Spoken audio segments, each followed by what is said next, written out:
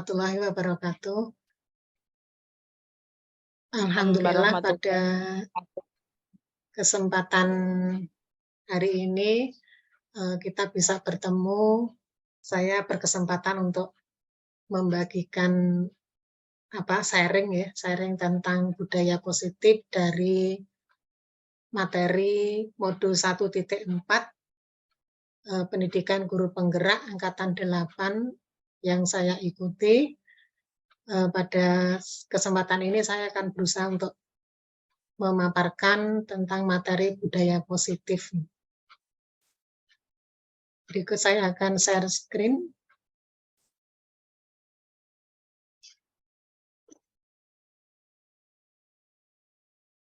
Sudah bisa terlihat nggih?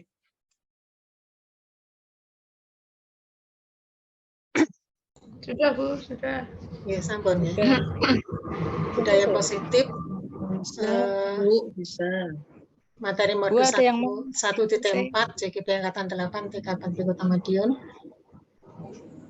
Budaya positif merupakan terciptanya budaya positif di sekolah itu menjadi sebuah keniscayaan ya, karena sebagai penunjang tercapainya tujuan pendidikan sesuai dengan filosofi KHD, yaitu pendidikan yang berpihak pada murid, menuntun sesuai kodrat alam dan kodrat zaman. Jadi karena untuk menunjang tercapainya pendidikan sesuai dengan filosofi KHD, maka budaya positif itu mutlak dilaksanakan di sekolah. Kemudian budaya positif itu juga terwujud apabila guru memiliki 5 nilai, yaitu berpihak pada murid, mandiri, reflektif, kolaboratif, dan inovatif. Jadi sebelum melakukan upaya budaya positif di sekolah kepada murid, kepada anak didik, maka terlebih dahulu guru harus punya bekal. Ya. Harus punya bekal, selain ilmu juga tentang 5 nilai, yaitu berpihak pada murid, mandiri, reflektif, kolaboratif, dan inovatif. Kemudian budaya positif juga merupakan salah satu sarana mewujudkan visi guru penggerak melalui prakarsa perubahan yang disusun sesuai dengan filosofi KHD dan profil pelajar Pancasila. Nah, ini kita berupaya untuk mengubah paradigma belajar kita, ya, sesuai dengan pendapat teori kontrol oleh Stephen. Bagaimana seseorang bisa berubah dari paradigma stimulus respon kepada pendekatan teori kontrol. Jadi pendapat beliau, bila kita ingin membuat kemajuan perlahan, sedikit-sedikit, ubahlah sikap atau perilaku Anda. Namun bila kita ingin memperbaiki cara-cara utama kita, maka kita perlu mengubah kerangka acuan kita.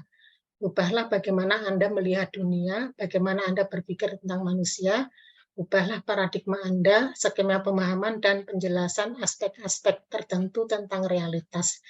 Jadi kita keluar dari paradigma stimulus respon untuk menuju ke pendekatan teori kontrol. Menurut Stephen itu adalah sama halnya kita out the box itu. Jadi keluar dari zona nyaman. Apa yang mungkin selama ini yang kita pahami, kita tertutup, menutup diri dari informasi atau perubahan, ya, maka kita akan berupaya untuk keluar dari zona nyaman dan mengubah paradigma lama menjadi paradigma baru pembelajaran. Nah, ini ada teori perubahan paradigma stimulus respon, teori kontrol, menuju ke teori kontrol atau teori pilihan. Kalau dalam stimulus respon, realitas atau kebutuhan kita itu adalah sama. Nah, ini orang kalau di zona nyaman itu kan nggak berani tidak berani berspekulasi, tidak berani mencoba sesuatu yang baru. Adapun dalam teori kontrol, realitas atau kebutuhan kita itu berbeda. Jadi masing-masing orang punya kebutuhan yang berbeda. Makanya ada banyak ragam pemenuhan kebutuhan yang harus kita upayakan. Kemudian semua orang melihat hal yang sama. Nah, ini dalam lingkungan yang homogen. Nah, ini untuk teori kontrol, setiap orang memiliki gambaran yang berbeda. Jadi seorang guru harus siap dalam kondisi yang heterogen tentang bagaimana muridnya, karakternya, latar belakang keluarganya. Kita harus bisa memiliki gambaran yang berbeda terhadap mereka. Kemudian kita mencoba stimulus respon yang ketiga, kita mencoba mengubah orang agar berpandangan sama dengan kita. Adapun dalam teori kontrol, kita berusaha memahami pandangan orang lain tentang dunia. Jadi sifatnya lebih terbuka dalam teori kontrol. Kalau stimulus respon itu pandangnya sempit ya. Kita mencoba memaksa orang lain untuk sependapat dengan kita. Kemudian yang keempat, perilaku buruk dilihat sebagai suatu kesalahan. Adapun dalam teori kontrol, semua perilaku memiliki tujuan. Jadi berpandangan positif nih, kalau teori kontrol itu tentu orang lain itu melakukan sebuah aktivitas itu punya tujuan gitu. Tapi kalau stimulus respon, perilaku buruk itu langsung di justice bahwa itu adalah sesuatu yang merugikan. Kemudian orang lain bisa mengontrol saya. Dalam teori kontrol, Anda tidak bisa mengontrol orang lain. Jadi intinya kontrol diri itu mutlak ada dalam diri kita, berasal dari diri kita. Kalau stimulus respon itu artinya orang tidak punya, bisa jadi orang tidak punya pendirian ya, karena atau pendiriannya lemah karena dia bisa dikontrol,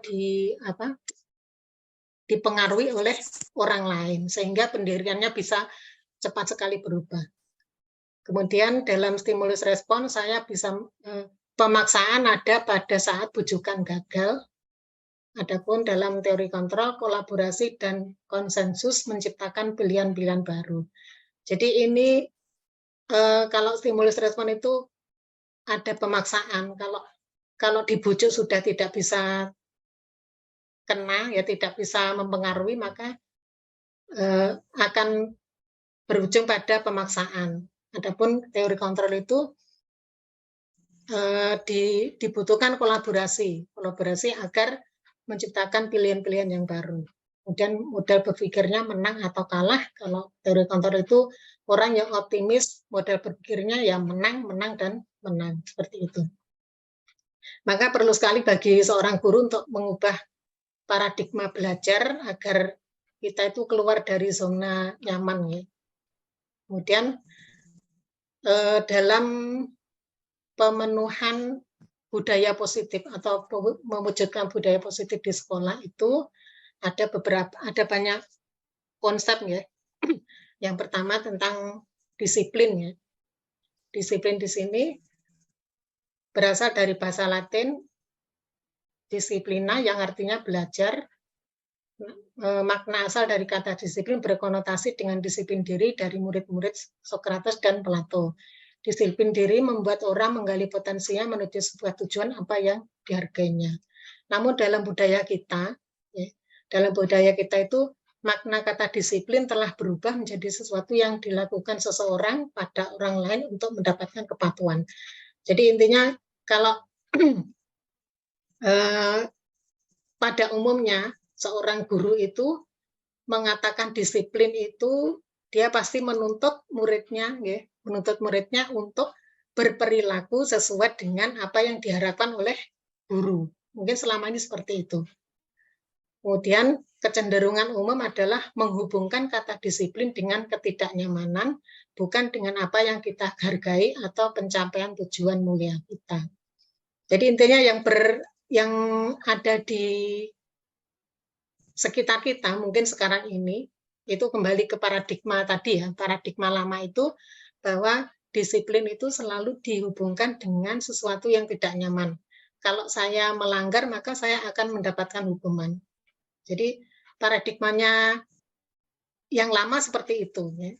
Padahal ada beberapa ini menurut KHD disiplin itu pertanggungjawaban selalu menjadi sisihannya, hak atau kewajiban dari seseorang yang pegang kekuasaan atau pimpinan dalam umumnya. Adapun artinya tidak lain ialah orang tadi harus mempertanggungjawabkan dirinya serta tertibnya laku diri dari segala hak dan kewajibannya. Artinya menurut KHD di sini disiplin itu seseorang harus berani mempertanggungjawabkan apa yang telah dilakukan. Nah, apa yang menjadi kewajibannya, apa yang telah dilakukannya itu dia berani untuk bertanggung jawab. Itu menurut KHD seperti itu.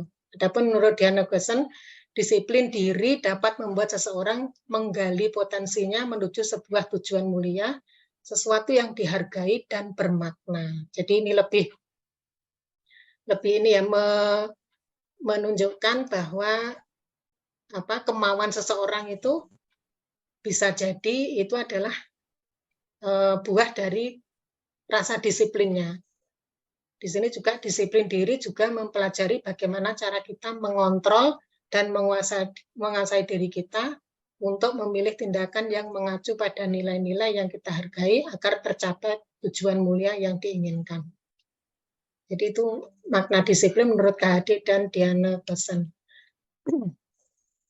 Adapun untuk mewujudkan budaya positif itu juga diperlukan nilai-nilai kebajikan universal. Jadi nilai kebajikan itu merupakan payung besar dari sikap dan perilaku kita atau merupakan fondasi kita berperilaku. Namanya saja kita akan mewujudkan budaya positif. Budaya positif itu kan sesuatu yang kita lakukan yang itu menjadi sebuah kebiasaan. Sebuah kebiasaan, sebuah karakter akhirnya dilakukan secara terus-menerus, akhirnya menjadi sebuah budaya. Nah, kemudian nilai-nilai kebajikan adalah sifat-sifat positif manusia yang merupakan tujuan mulia yang ingin dicapai setiap individu. Jadi setiap manusia itu pasti ingin menunjukkan atau mendapatkan atau menemukan nilai-nilai kebajikan pada dirinya sendiri maupun pada orang lain. Jadi tentu kita akan lebih senang kalau orang lain itu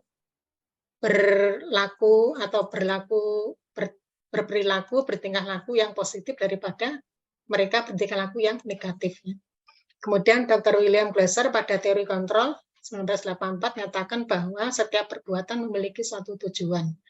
Jadi apa yang kita lakukan itu entah itu positif, entah itu negatif, menurut William Glasser itu pasti perbuatan itu memiliki sebuah tujuan. Tidak mungkin kita melakukan sesuatu itu tanpa ada tujuan. Kalau di kita mungkin niatan kita itu apa, walaupun kita berlaku negatif, mungkin pasti ada niatan yang tersembunyi dalam hati kita. Kemudian Diana Gosen 1998 dengan mengaitkan nilai-nilai kebajikan yang diyakini seseorang, maka motivasi intrinsiknya akan terbangun sehingga menggerakkan motivasi dari dalam untuk dapat mencapai tujuan mulia yang diinginkan. Jadi motivasi nilai kebajikan menurut Diana Gosen itu motivasi intrinsik yang diutamakan ya. Jadi setelah motivasi intrinsiknya atau di dalam dirinya itu terbangun, maka itu akan menggerakkan motivasi dari dalam. Namanya kalau motivasi yang dari dalam itu cenderung motivasi yang positif. Dan itu mencapai tujuan mulia yang diinginkan. Kemudian nilai kebajikan, adapun dalam kurikulum Merdeka ada nilai kebajikan yang akan kita capai yang terangkum dalam profil pelajar Pancasila. Antara lain beriman, bertakwa pada Tuhan Yang Maha Esa, dan berakhlak mulia. Jadi ini pondasi, ada 6 profil pelajar Pancasila yang menjadi pondasi dari nilai kebajikan yang akan kita capai. Sebenarnya tidak hanya 6 saja ya, tapi ini adalah sebuah rangkuman yang bisa kita capai tujuannya yang dari 1, 2, 3, 4, 5, 6 ini saling terkait. Kemudian yang kedua mandiri, kemudian bernalar kritis, berkebinekaan global, bergotong royong, kreatif. Jadi dalam profil pelajar Pancasila ini sudah tercakup tentang keimanan, tentang potensi diri, mandiri, kemudian bernalar kritis itu potensi dirinya juga tentang kognitif dan kebinekaan global itu juga pengakuan dirinya terhadap kecintaan terhadap tanah air atau budaya ini sangat sangat luas sekali, nggih. Kemudian bergotong itu adalah bagaimana seorang pelajar, seorang manusia itu bisa bersosialisasi dengan orang lain dalam lingkungannya. Kemudian kreatif di sini juga bagaimana kita mewujudkan murid yang mampu mengembangkan dirinya, ya, mengaktualisasikan dirinya dalam kata-kata kreatif. Kemudian ada konsep yang selanjutnya adalah 3 motivasi perilaku manusia. Dalam mewujudkan budaya positif itu, di sini ada 3 motivasi perilaku manusia yang perlu kita kenali, ya, harus kita kenali. Yang pertama, menghindari ketidaknyamanan atau hukuman. Jadi ada motivasi yang pertama, menghindari ketidaknyamanan atau hukuman merupakan tingkat terendah. Biasanya orang bertanya, apa yang akan terjadi jika saya tidak melakukannya? Ini sudah menunjukkan sebuah ketakutan, ya, sebuah kekhawatiran kalau dia tidak melakukan aktivitas itu pasti akan mendapatkan hukuman. Ya. Makanya apa yang akan terjadi jika saya tidak melakukannya? Ini dalam konteks motivasi perilaku ini adalah merupakan tingkat yang terendah. Kemudian yang selanjutnya ada motivasi untuk mendapatkan penghargaan atau imbalan dari orang lain. Jadi orang melakukan sesuatu untuk mendapatkan pujian. Biasanya orang akan bertanya, apa yang akan saya dapatkan jika saya melakukannya? Ini kalau kita istilahnya pamrih, ya. Orang melakukan sesuatu karena ada pamrihnya. Ya. Tapi dia tidak ketakutan, dia tidak merasa khawatir kalau tidak melakukan, ya sudah saya enjoy aja. Tapi kalau saya melakukan, apa yang saya dapatkan? Kemudian motivasi yang ketiga, menjadi orang yang mereka inginkan dan menghargai diri sendiri dengan nilai yang mereka percaya. Ini adalah motivasi yang akan membuat seseorang memiliki disiplin positif karena motivasi berperilakunya bersifat internal, bukan eksternal. Jadi apa yang dilakukan itu betul-betul memang keluar dari hatinya dan memang untuk menghargai diri sendiri, ya. Kemudian mendapatkan kepercayaan dari orang lain. Jadi dia tidak akan memperhitungkan apa yang saya dapatkan atau saya nanti mendapat hukuman apa. Nah, tapi dia melakukan sesuatu, melakukan perbuatan itu berdasarkan motivasi ataupun keinginan dari dalam dirinya untuk menunjukkan aktualisasi dirinya sendiri. Kemudian dalam mewujudkan budaya positif itu juga kita harus memahami 5 kebutuhan dasar manusia. Jadi kebutuhan dasar manusia yang pertama adalah bertahan hidup. Ya. Jadi seseorang tentu yang pertama kebutuhannya adalah bagaimana dia bertahan hidup. Hidup di sini bukan semata-mata hidup makan kemudian bisa hidup, ya, tapi bertahan hidup itu bagaimana bisa bertahan untuk selalu eksis di dalam sebuah lingkungan. Lingkungan sekolah bisa jadi orang yang bisa bertahan hidup itu bisa survive di lingkungannya. Jadi murid yang bisa survive itu dia bisa bergaul dengan temannya, dia bisa belajar, dia bisa bermain, ke sana ke sini temannya banyak, nggak bolo-bolonan satu, tapi dia bisa bergaul dengan banyak orang, dengan banyak karakter. Nah, itu adalah kebutuhan yang pertama, bertahan hidup. Jadi bertahan hidup di sini bukan semata-mata makan untuk hidup, bukan. Tapi bertahan hidup di sini adalah bagaimana dia bisa membawa dirinya di lingkungan sekitarnya. Gitu. Kemudian yang kedua, kebutuhan kasih sayang dan rasa diterima.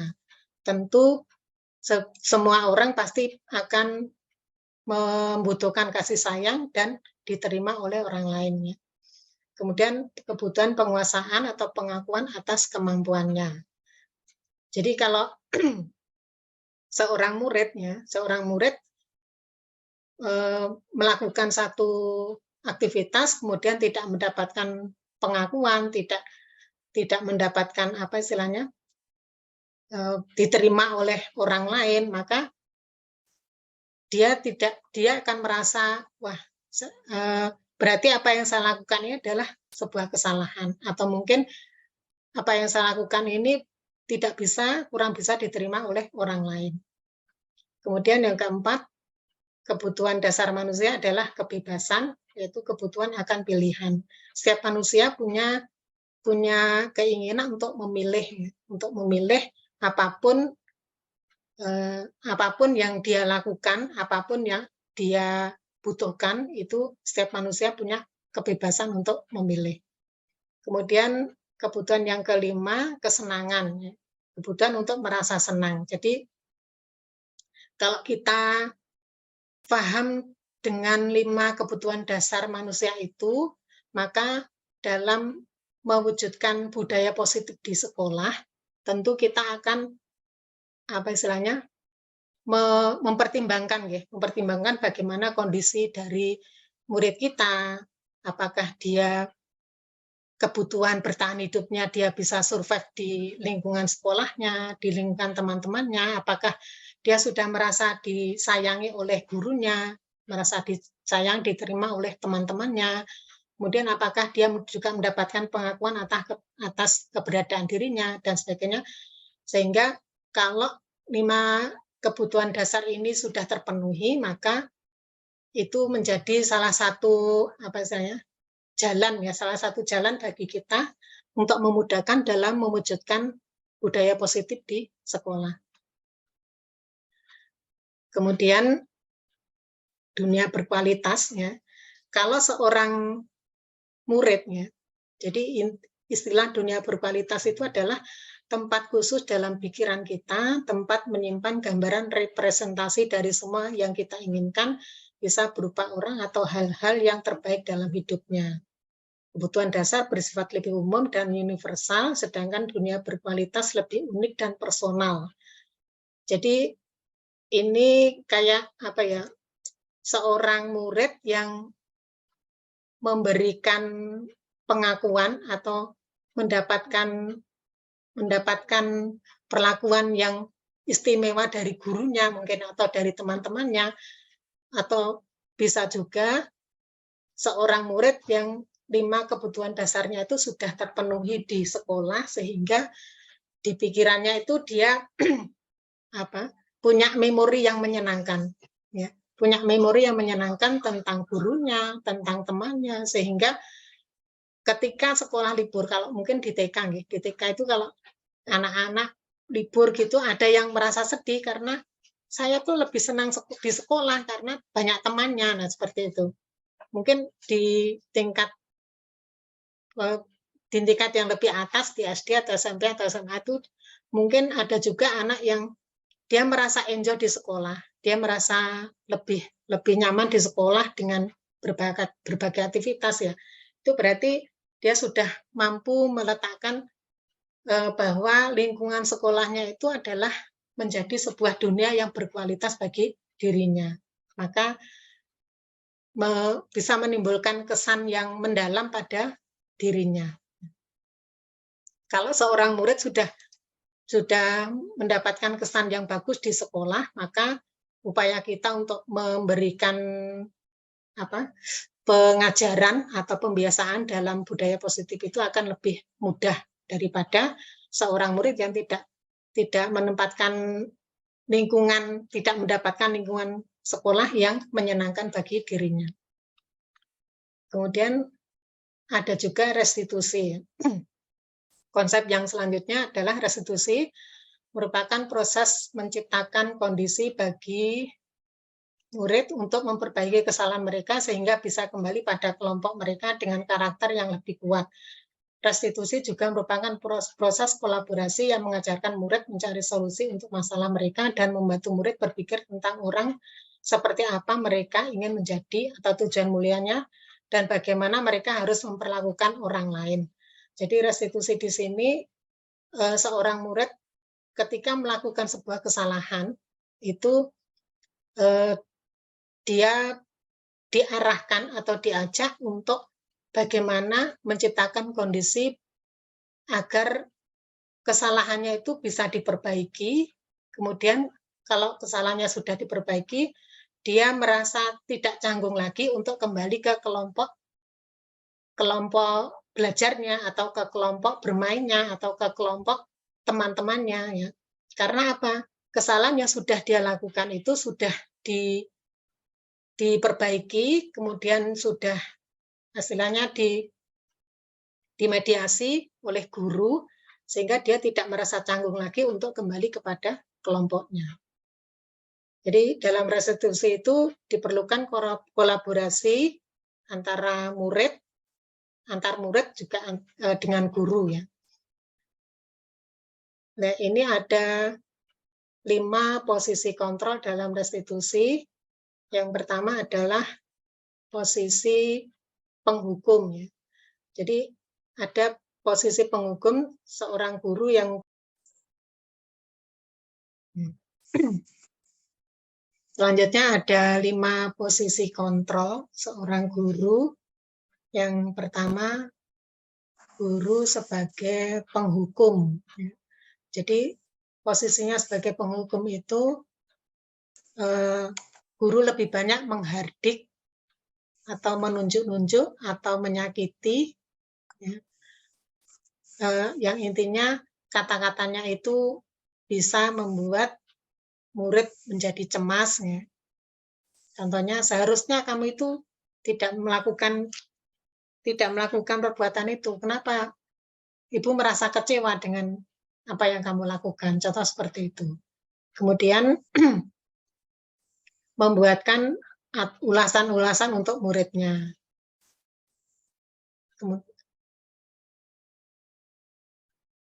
Kemudian posisi yang kedua, membuat orang merasa bersalah. Dalam posisi yang kedua ini, seorang guru lebih mengeluarkan apa istilahnya, menghardik atau memberi peringatan kepada muridnya itu dengan kata-kata yang pelan tapi menusuk hati, ya. Jadi seperti, kenapa kamu tidak mau membantu ibu? Bagaimana nanti akibat dari perbuatanmu itu, nanti ibu yang disalahkan. Nah, bagaimana ibu harus menghadapi Bapak Kepala Sekolah atas perbuatan yang tadi. Nah, jadi anak dipojokkan sehingga dia akan merasa bersalah. Kemudian posisi yang ketiga, posisi sebagai teman, ya. Jadi sebagai teman di sini guru menunjukkan kesalahan murid itu dengan cara membuat ulasan-ulasan untuk muridnya. Jadi ayolah, ya. Katakan ya, demi ibu kamu mau melakukan itu. Jadi disertai dengan sebuah rayuan atau sebuah ajakan. Kemudian posisi yang keempat, yaitu sebagai pemantau, guru menghitung dan mengukur, ya. Mengukur dan mengukur di sini menunjukkan apa peraturannya, kemudian murid bisa menyelesaikan diri dengan apa yang peraturan yang diberikan oleh guru. Kemudian posisi sebagai manajer itu guru mengajukan pertanyaan, ya, yang intinya murid bisa introspeksi kesalahannya itu sebuah kesalahan yang fatal atau sebuah kesalahan yang bagaimana cara dia memperbaiki agar kesalahan itu tidak berimbas ke hal-hal yang negatif. Jadi posisi manajer di sini sebuah posisi yang ideal dilakukan oleh seorang guru, karena guru di sini menuntun, membimbing, mengarahkan, mengajak, dan memberikan penjelasan atau secara langsung maupun tidak langsung membuat si anak itu bisa berpikir tentang kesalahannya dan bisa mempertanggungjawabkan perbuatan atau kesalahan yang dilakukannya. Dalam upaya mewujudkan budaya positif di sini, peran yang seharusnya dilakukan seorang guru adalah dia memposisikan diri sebagai seorang manajer. Kemudian yang tak kalah pentingnya dalam konsep budaya positif di sini adalah melakukan keyakinan kelas, ya, menjalankan keyakinan kelas. Jadi keyakinan kelas itu sebagai fondasi dan arah tujuan sebuah sekolah atau kelas yang akan menjadi landasan dalam memecahkan konflik atau permasalahan di dalam sebuah sekolah atau kelasnya. Karena namanya keyakinan itu adalah sesuatu yang disepakati bersama, baik oleh murid, antar murid, atau murid dengan gurunya. Nah, ini ada beberapa hal dalam pembentukan keyakinan kelas, ya. Dalam keyakinan kelas itu bersifat lebih abstrak daripada peraturan yang lain yang bersifat rinci dan konkret. Kemudian keyakinan kelas berupa pernyataan-pernyataan universal. Jadi kalau peraturan itu biasanya pernyataannya itu berasal dari guru. Tapi kalau keyakinan ini pernyataannya itu biasanya kita gali dari murid, ya. Seperti kalau saya anak TK itu, ya, saya mengajar di jenjang pendidikan TK, maka keyakinan kelas yang saya buat adalah tidak lari-lari ketika belajar di dalam kelas atau tidak mengganggu temannya. Nah, seperti itu. Kemudian pernyataan keyakinan kelas senantiasa dibuat dalam bentuk positif, ya. Kalimat positif di sini misalnya kalau kalimat negatifnya dilarang terlambat datang sekolah. Kita bisa mengubahnya dalam bentuk positif, dalam bentuk kalimat yang positif, yaitu datang ke sekolah awal waktu. Jadi kata-kata dilarang, kemudian kata-kata jangan, kemudian kata-kata yang menimbulkan konotasi yang negatif itu bisa kita hilangkan dan kita ganti dengan kata-kata yang positif. Kemudian keyakinan kelas hendaknya tidak terlalu banyak sehingga mudah diingat dan dipahami oleh semua warga kelas. Jadi kalau di kelas saya itu, pengalaman saya, kesepakatan kelas saya menyebutnya kesepakatan kelas, itu hanya beberapa poin, bisa 3 atau 4 saja, karena memang namanya anak-anak nanti kalau dikasih banyak-banyak kesepakatan, dia malah tidak bisa membedakan ini yang mana, ya. Jadi biasanya saya menerapkan 4 kesepakatan.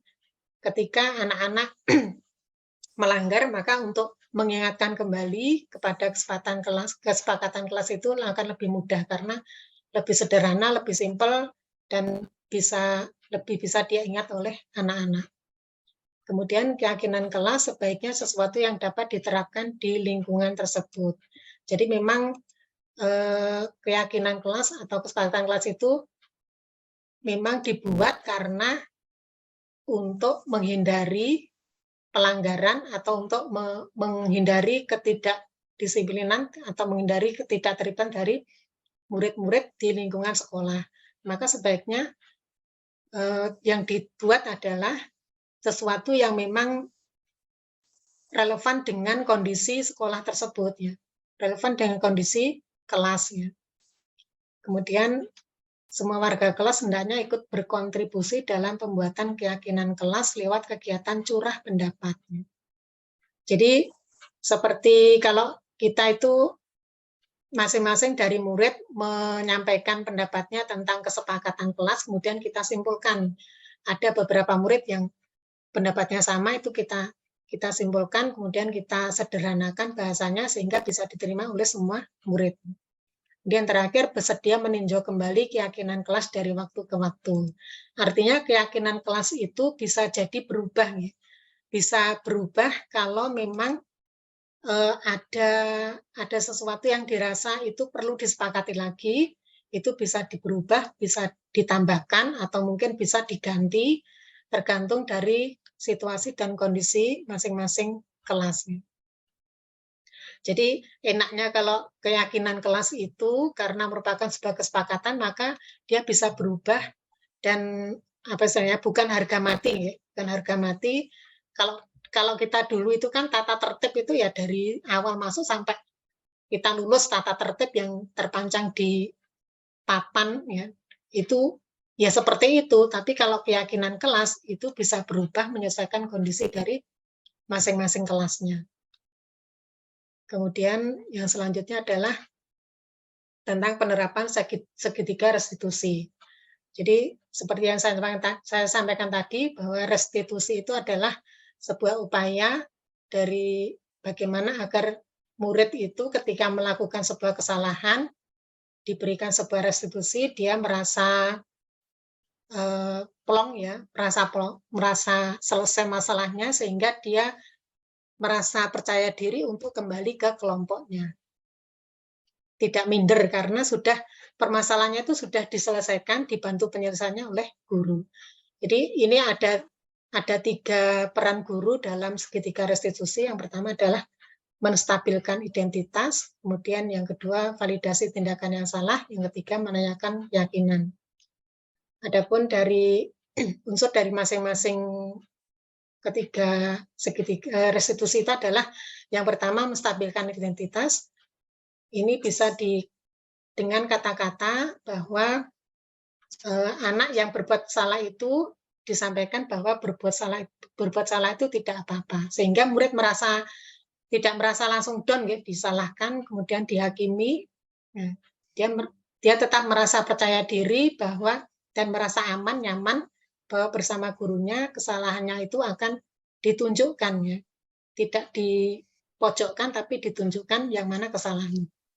Ini salah satu upaya guru untuk merayu juga agar murid itu mau berterus terang, ya. Saya pernah jadi kejadian murid saya itu dia tidak mau mengakui kalau sudah menjahili temannya.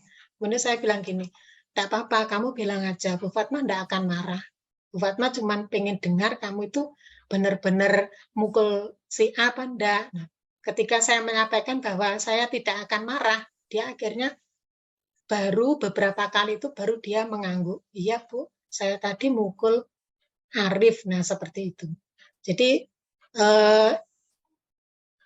murid di sini merasa tidak dihakimi, tapi dia, oh ternyata saya berbuat salah, tapi Bu Guru juga masih bisa menerima saya. Dia merasa nyaman dengan apa yang dilakukan oleh gurunya. Kemudian ada juga kata-kata dari guru, tidak ada manusia yang sempurna. Jadi banyak sekali hal-hal yang bisa kita lakukan agar ketika murid berbuat salah itu dia tidak langsung merasa down, tapi dia merasa ada temannya, sehingga ketika pada awalnya murid itu tidak mau mengakui atau dia merasa takut atau merasa minder, ketika gurunya memberikan pendampingan dengan beberapa macam kata-kata ini, ya, itu dia merasa aman, merasa enjoy, sehingga dia mau mengungkapkan atau mengakui kesalahan yang sudah dia lakukan. Kemudian segitiga tindakan yang kedua adalah validasi tindakan yang salah. Kalimat di bawah ini mungkin terdengar asing buat guru, namun bila dikatakan dengan dan tanpa menghakimi akan memvalidasi kebutuhan mereka. Nah ini, padahal kamu bisa melakukan lebih buruk lagi dari ini, ya, tapi kamu kok baik, ya, kamu tidak sampai melukai temanmu, kamu hanya mukul temanmu itu nggak sampai berdarah, itu nggak apa-apa, berarti kamu masih, intinya bahwa apa yang dilakukannya itu tidak semata-mata kesalahan yang fatal, itu adalah untuk membangkitkan percaya diri dari muridnya. Kemudian yang kedua juga kamu pasti punya alasan mengapa kamu melakukan itu. Jadi murid diajak dialog, ditanya motivasi untuk melakukan itu adalah karena apa, ya. Kemudian kamu patut bangga pada dirimu sendiri karena kamu telah melindungi sesuatu yang penting buatmu. Jadi bisa jadi dia memukul temannya itu karena mainannya direbut, atau mungkin karena dia diajak, atau mungkin karena dia dibully ya. Ketika kita menyampaikan bahwa kamu betul yang kamu lakukan itu memang enggak salah, karena kamu berusaha untuk melindungi sesuatu atau milikmu ya, sehingga murid itu dengan sadar dia akan mengakui kesalahannya, dan dia tidak merasa minder untuk mengakui kesalahannya.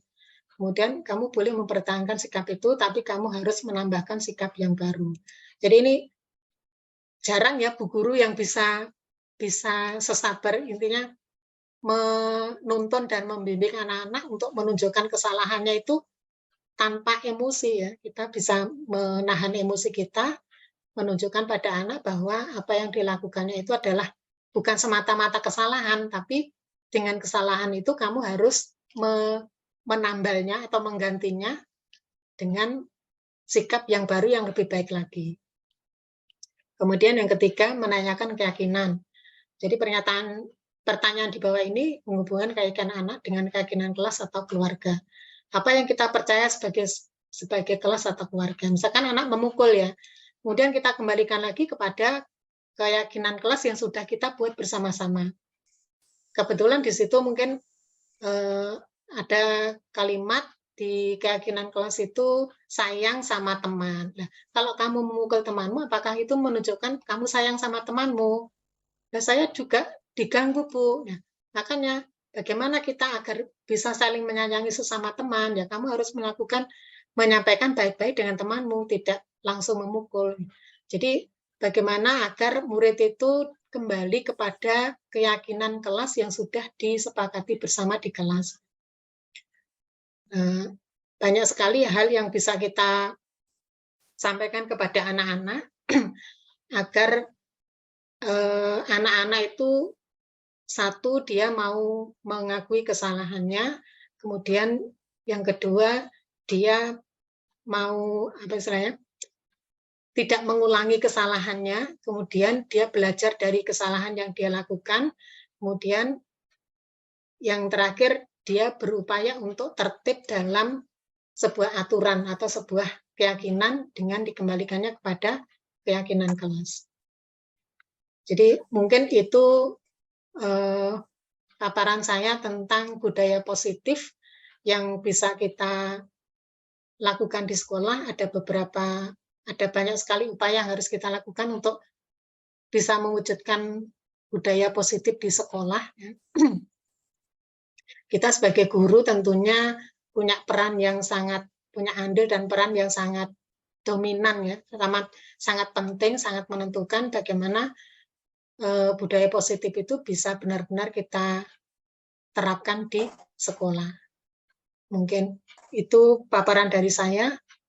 Kalau ada yang mau disampaikan, disaringkan, monggo silakan.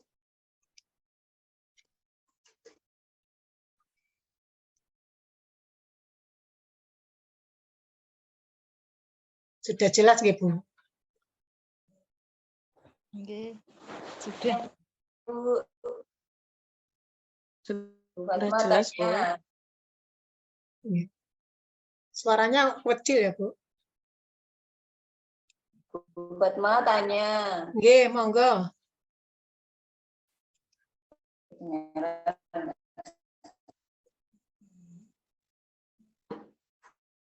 Kedengeran ya, Bu ya? Gimana? Bu Fatma mengajar di PAUD nggih. Nggih. Iya, Bu. Nah, maksud saya gini, bagaimana Bu Fatma menyikapi PAUD dengan posisi kontrol? Posisi kontrol pada anak PAUD itu bagaimana, Bu? Apakah kamu yakin? Ya itu yang mau saya tanya.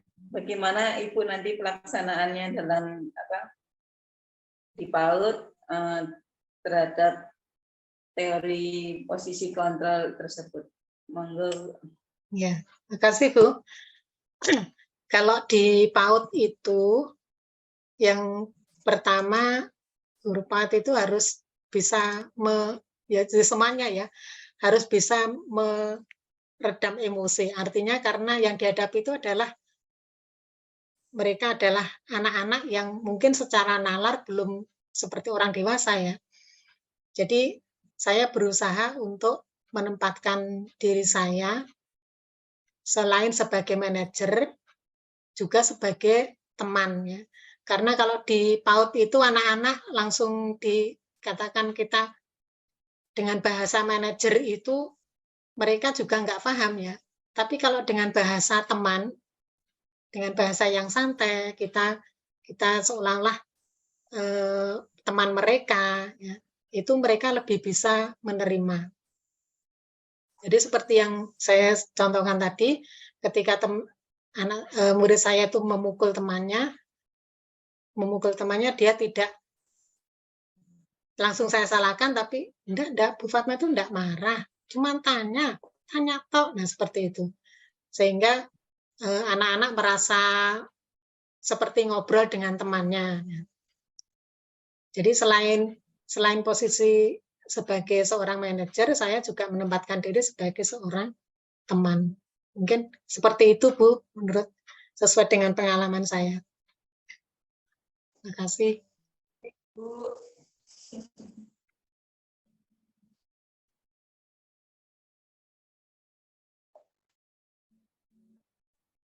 Ampun. Sudah, Bu. Iya, makasih, Bu. Sudah, kalau tidak ada yang ditanyakan lagi, mungkin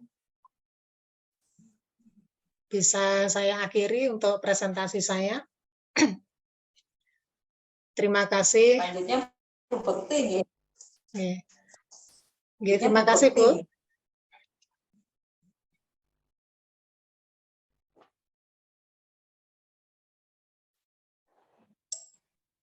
Tinggal 8 menit. Sampai nggih, Bu? Saya akhiri nggih.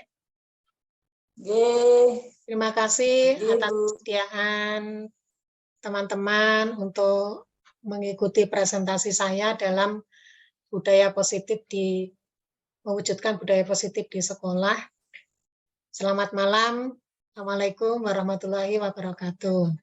Sama-sama Bu Fatma. Jangan lupa di Waalaikumsalam warahmatullahi wabarakatuh.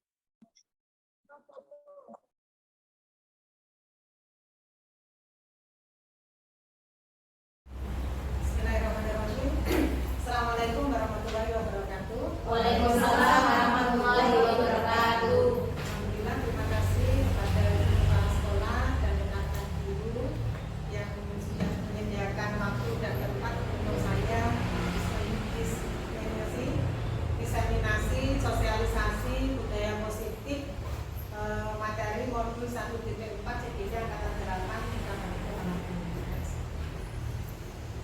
Di sini budaya positif itu terciptanya budaya positif di sekolah sebagai penunjang tercapainya tujuan pendidikan sesuai dengan filosofi KHD, yaitu pendidikan yang berpihak pada murid, menuntun sesuai kodrat alam dan kodrat zaman. Kemudian budaya positif itu di sekolah terwujud apabila guru memiliki 5 nilai, yaitu berpihak pada murid, mandiri, reflektif, kolaboratif, dan inovatif. Sedangkan budaya positif itu merupakan salah satu sarana untuk mewujudkan visi guru penggerak melalui prakarsa perubahan yang disusun sesuai dengan filosofi KHD dan profil pelajaran Pancasila. Bagaimana seseorang bisa berubah dari paradigma stimulus respon kepada pendekatan melalui kontrol. Jadi dalam mewujudkan budaya positif di sekolah itu kita harus bisa keluar dari zona nyaman ya. Jadi keluar dari zona nyaman itu kita berpindah dari paradigma yang lama kepada paradigma yang baru. Jadi di sini menurut Stephen, bila kita ingin membuat kemajuan perlahan sedikit-sedikit, ubahlah sikap atau perilaku Anda. Namun bila kita ingin memperbaiki caranya dalam mewujudkan budaya positif di sekolah, tentu diperlukan nilai-nilai kebajikan, karena nilai kebajikan universal itu merupakan payung besar dari sikap dan perilaku kita, atau merupakan fondasi kita dalam berperilaku.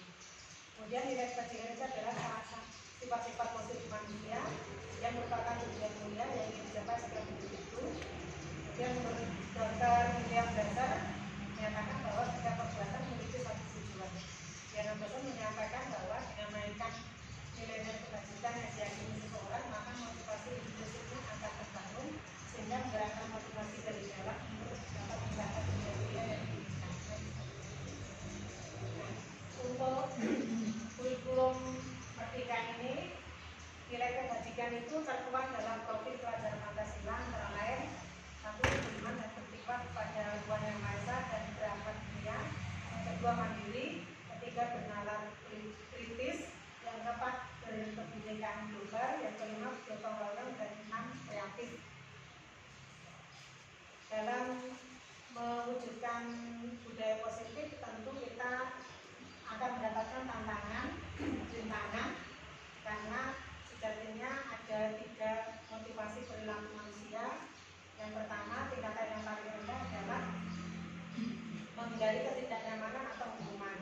Dalam konteks ini merupakan tingkatan yang terendah. Biasanya orang akan bertanya, apa yang akan terjadi jika saya tidak melakukan. Jadi orang ini melakukan sesuatu itu untuk menghindari hukuman.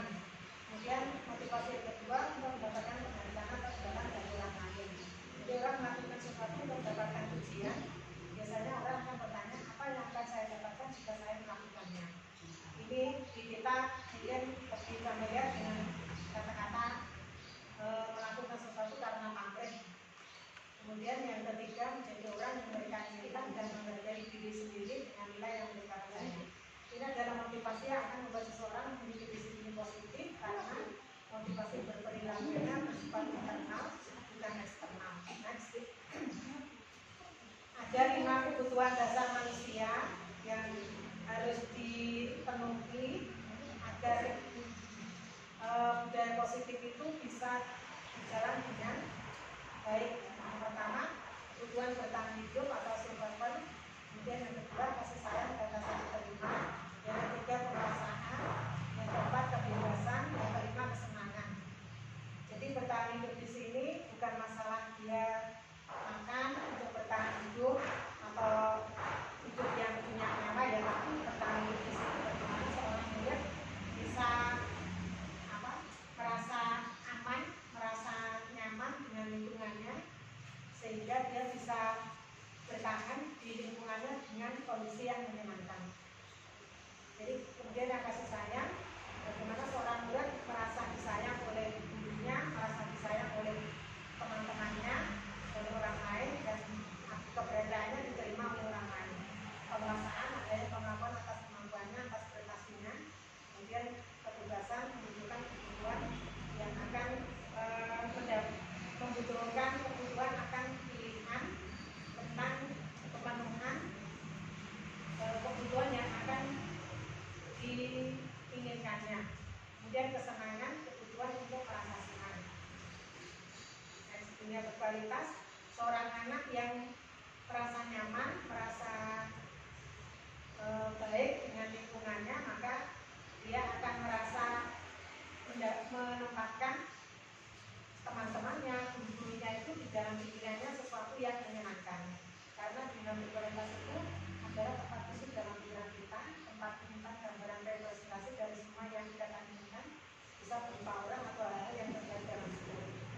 Itu kebutuhan dasar bersifat individual dan universal, sedangkan dunia berkualitas lebih dan personal. Apa itu restitusi?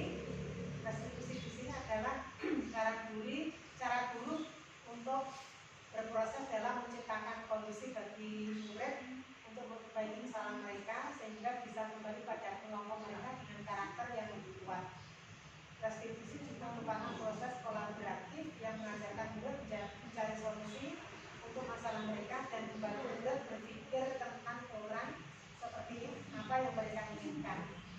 Jadi restitusi di sini ketika seorang murid melakukan kesalahan, maka dia kita panggil, kita berikan pengarahan, kita tunjukkan kesalahannya tanpa kita hakimi, sehingga dia bisa tahu kesalahannya, memperbaiki kesalahannya, kemudian kembali ke kelompok teman-temannya dengan hati yang hijau. Next. Ini ada 5 posisi kontrol. Yang pertama, guru sebagai penghubung. Biasanya guru akan mengatakan kata-kata yang menghargai,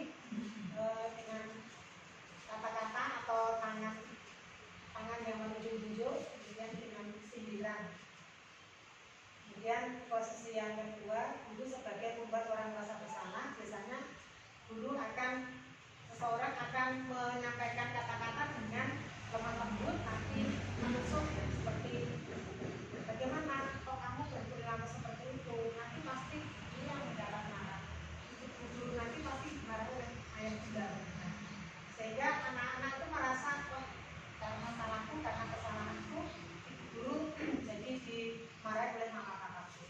Kemudian posisi sebagai teman di sini, guru ketika anak berbuat salah maka menempatkan murid itu sebagai teman kita, atau kita berlaku sebagai teman murid-murid kita, sehingga murid-murid tidak merasa tanggung, tidak merasa takut dan minder, bisa mengakui kesalahannya dan memperbaiki kesalahannya. Yang keempat, posisi sebagai pemantau, jadi guru menghitung dan mengukur tentang perilaku anak-anak. Sekiranya mulai ada pelanggaran, maka guru akan berusaha untuk memberikan pengarahan. Jadi guru memantau terus. Kemudian posisi yang kelima, manajer. Di sini sebagai manajer artinya mengolah, ya, memberikan pertanyaan pemantik, mengajukan pertanyaan kepada anak-anak agar anak-anak itu berpikir dengan kreativitasnya, apakah perbuatan yang dilakukan itu sesuatu yang baik atau sesuatu yang salah. Next. Ini kita menuju kepada keyakinan kelas. Keyakinan kelas di sini merupakan fondasi dan arah tujuan sebuah sekolah atau kelas yang akan menjadi landasan dalam memecahkan konflik atau permasalahan dalam sebuah sekolah atau kelas. Jadi ketika kita mengadakan restitusi, mengadakan dialog dengan anak-anak, maka keyakinan kelas di sini adalah salah satu tujuan kita, salah satu wahana kita untuk mengembalikan anak-anak agar berperilaku kembali sesuai dengan keyakinan kelas yang sudah kita sepakati. Jadi dalam pembentukan keyakinan kelas ini ada beberapa yang bisa kita lakukan, yaitu keyakinan kelas berupa pernyataan-pernyataan universal. Pernyataan keyakinan kelas senantiasa dibuat dalam bentuk positif.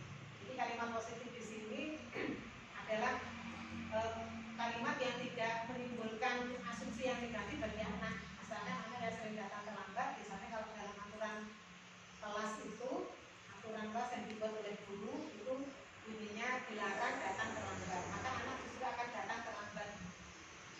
Itu kita ubah dalam bentuk kalimat yang positif, datang ke sekolah tepat waktu. Kemudian keyakinan kelas sebenarnya tidak terlalu banyak sehingga mudah diterima dan berlaku di semua kelas. Dalam membuat keyakinan kelas itu tidak perlu terlalu banyak juga, ya, sekedar ketika anak memberikan ulasannya atau curah pendapatnya, maka itu kita catat dan kita simpulkan. Kemudian keyakinan kelas sebaiknya sesuatu yang dapat diterapkan di lingkungan tersebut. Tentu dalam membuat keyakinan kelas kita harus yakin bahwa apa yang kita sepakati itu bisa dilaksanakan. Kemudian semua warga kelas hendaknya berkontribusi dalam pembuatan keyakinan kelas di luar kegiatan surat pendapat. Jadi semua anak dimintai pendapat, kemudian mereka guru mencatat pendapat mereka. Kalau ada pendapat yang sama maka disimpulkan oleh guru untuk menjadi sebuah kalimat yang positif. Kemudian bersedia meninjau kembali keyakinan kelas dan waktu-waktu. Artinya keyakinan kelas di sini bisa berubah antar waktu atau dalam kurun waktu tertentu, bisa berubah misalkan dengan kondisi kelas. Ini ada segitiga restitusi. Segitiga restitusi itu adalah satu rangkaian kita dalam memberikan restitusi kepada murid kita. Yang pertama, menstabilkan integritas, yang kedua, validasi tindakan yang sama, yang ketiga, menanyakan keyakinan. Dalam menstabilkan identitas, kita bisa memakai kata-kata yang tidak membuat anak itu merasa minder, merasa down, ya. Misalnya berbuat salah itu tidak apa-apa. Itu dulu juga pernah berbuat salah, tapi kita harus tahu bahwa yang kita lakukan itu ada sesuatu yang salah dan tidak kita ulangi lagi. Ini ada beberapa contoh yang kata-kata bisa kita lakukan untuk menstabilkan identitas. Next juga.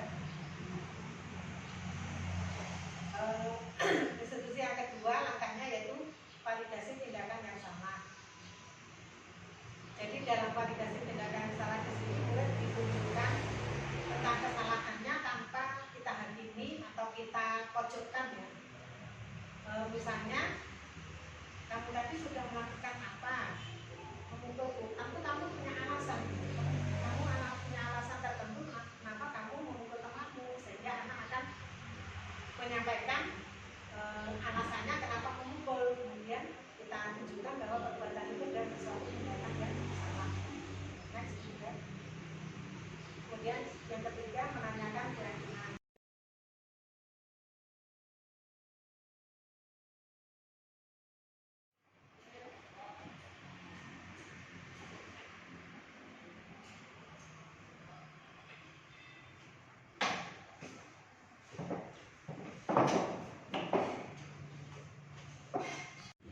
Tadi Bu Fatma lihat kalian berdua dorong-dorongan, bertengkar. Kenapa ya? Oh, coret gambarmu. Coba Aisyah. Betul, tadi kamu nyoret gambarnya Uin. Nah, kenapa Aisyah melakukan itu? Aku juga pengen gambar kayak Uin tapi nggak bisa, makanya aku coret aja. Oh, seperti itu. Nah, kalian ingat kita sudah sepakat di kelas, ya? Apa kesepakatannya? Nah, kalau mencoret gambar temannya itu termasuk mengganggu teman atau tidak ya? Mengganggu. Ayo, Mbak Aisyah, apa yang harus kamu lakukan? Minta maaf. Iya, minta maaf ya, salaman. Minta maaf, Uin, aku tidak akan mengulangi lagi. Oke, Mbak Queen, apakah kamu memaafkan Aisyah? Iya, terima kasih anak-anak. Sebagai seorang teman, kita harus saling menghormati, menghargai. Terima kasih.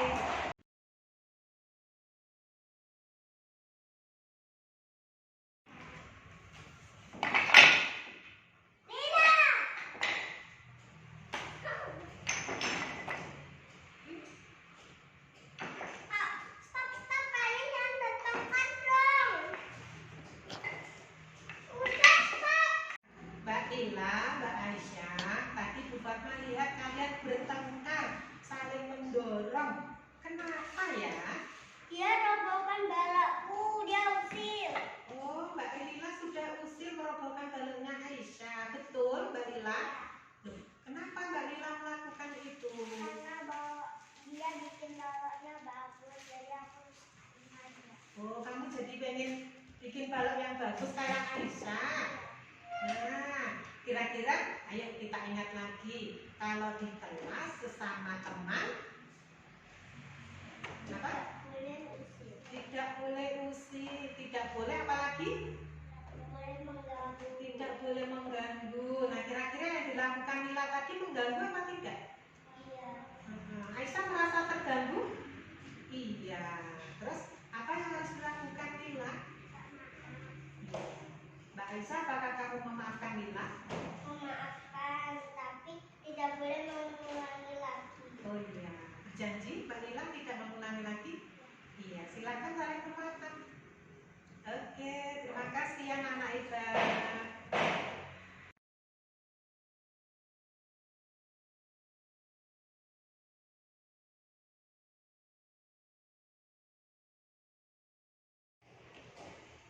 Teman-teman, apakah kalian senang bermain hari ini? Senang. Nah, oke.